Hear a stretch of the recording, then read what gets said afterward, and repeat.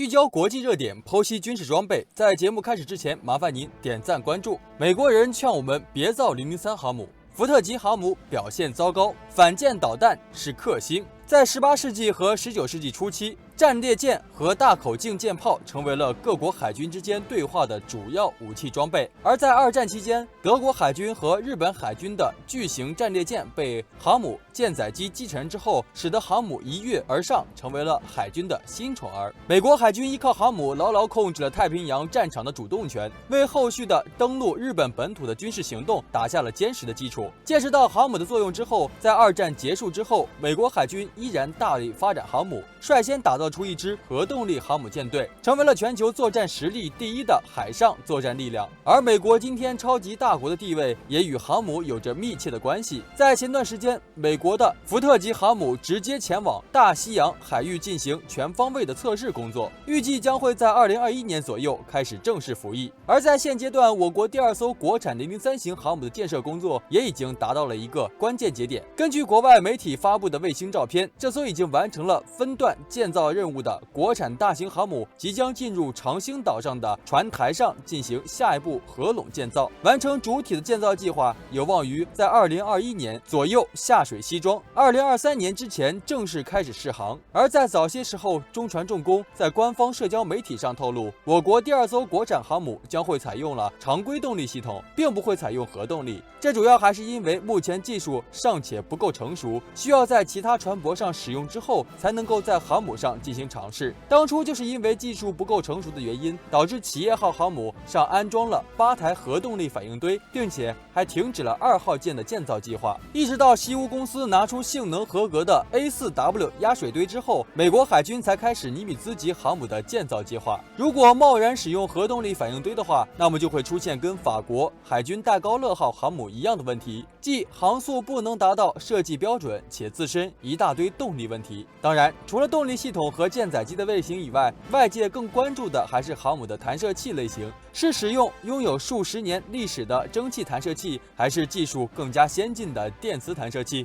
从美国海军福特级航母现阶段的表现来看，该航母依然还是没能解决电磁弹射器的问题，后者完全没能达到美国海军的预期效果，而这也使得外界对于我国电磁弹射器能否成功使用充满了怀疑。毕竟美国这个航母大国都无法解决，我国可以平稳上舰吗？根据早些时候的官方声明，003型航母将安装至少3台电磁弹射器，也就是前甲板2台，斜角甲板最少1台的布局。电磁弹射器能否成功上舰的关键是航母的能源储存问题，而不公用的问题。无论是采用燃气轮机还是蒸汽轮机，航母的总功率都将会达到或者超过20万马力，完全可以保证电磁弹射器的正常使用。所以唯一要解决的就是存储问题。福特级航母使用的 A1B 压水堆，它可以在45秒内为4个盘式交流发电机提供充足的能量支持。在发射期间，功率转换子系统使用循环转换器从磁盘交流发电机释放存储的电能，而中国的电磁弹射器直接通过电容使用，而无需反应堆为其功能。而目前马伟明院士研发的飞轮储能和超级电容器，据说都是即将取得突破性的进展。其实早在2017年7月，福特号航母正式下水交付美国海军使用的时候，全球不少军事媒体和军事专家都在对福特级航母上的舰载防御系统进行分析和评估。但是当时因为技术和预算的问题，使得福特级航母只出现了电磁弹射器，电磁轨道炮和高能激光武器都没有出现。目前美国海军官方媒体并未发文介绍此次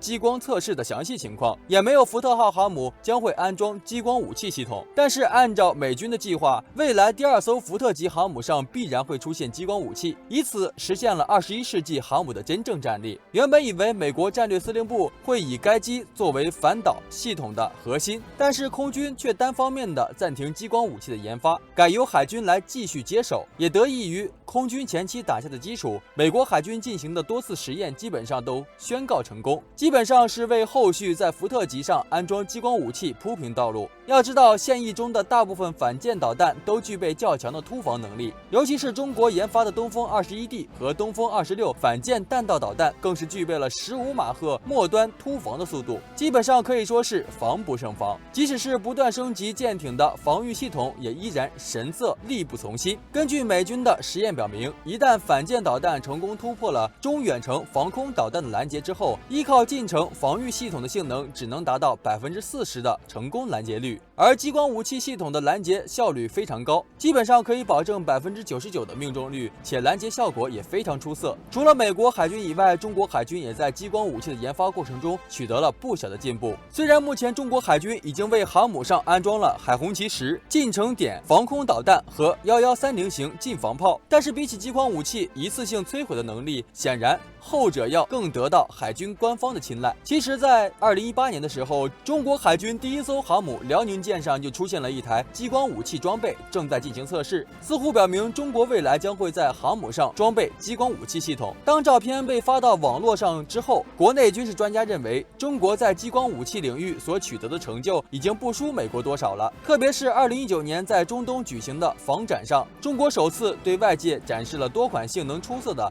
陆上激光防御系统，充分表明中国在激光武器领域上的研发能力。目前，中国海军第一艘国产航母山东舰已经正式交付使用。考虑到该航母更多是承担水平和舰载机飞行员的训练任务，在003型航母上应该会出现激光武器的身影。毕竟，该航母除了激光武器之外，是全球最有可能第2个装备电磁弹射器的航母，因此该航母上会使用综合电力推进系统，以保证航母设备的电力充足供应。因此，安装耗费较大的激光武器应该不是什么问题。按照在2008年美国海军制定的交付计划，福特级航母应该在2014年的时候正式开始服役，并于2016年的时候正式开始形成战斗力，接替尼米兹号核动力航母开始进行战斗值班和执行作战任务。而当时这艘船的建造成本约为105亿美元，仅比布什号核动力航母贵出5亿美元左右。但是因为美国海军在福特级航母使用大量没有使用过的新技术，导致福特级航母交付时间延期3年，直到2017年才开始在海军中服役。截止到目前，